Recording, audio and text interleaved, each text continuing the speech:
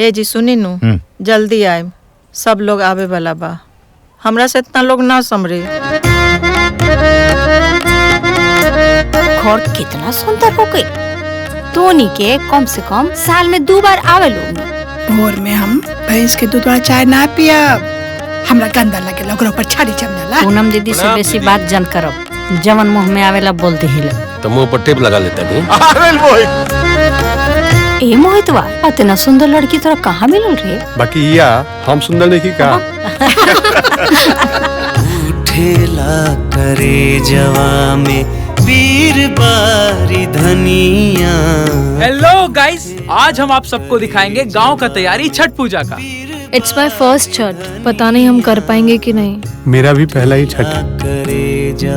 ऊपर से तो हंसत मुस्कुराता है, अंदर से घाघ बारे राउत चाचा।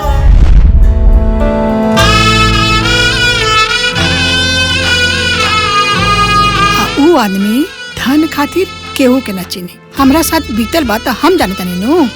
बाकी गोविंद जी गलत ना करिए कुछ। आखिर गोविंद मोहित के बतौलस काहे?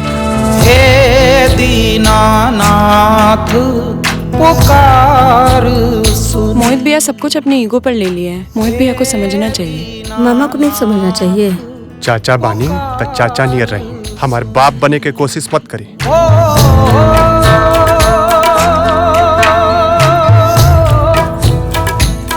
तार आदत नहीं के छुटल बहन बहन में लड़ाई लगवावे के। रउआ से कुछ ठीक ना हुई।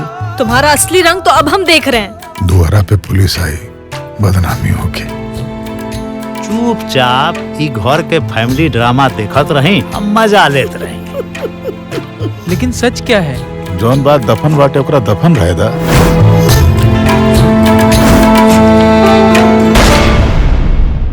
बाकी सब छठी माई पर छोड़ दा, उहे सब ठीक करी हैं।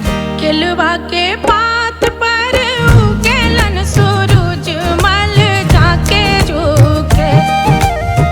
केलवा के पात पर उगेलन सूरज मल। भरोसा रखना कि सब ठीक हो जाएगा। और अगर नहीं हुआ तो छठ बरतिया से जाके झुके। छठ बरतिया कोनो चाचा के अपना भतीजा खातिर ऐसन प्रेम हम तो ना देख ले रहनी दीदी।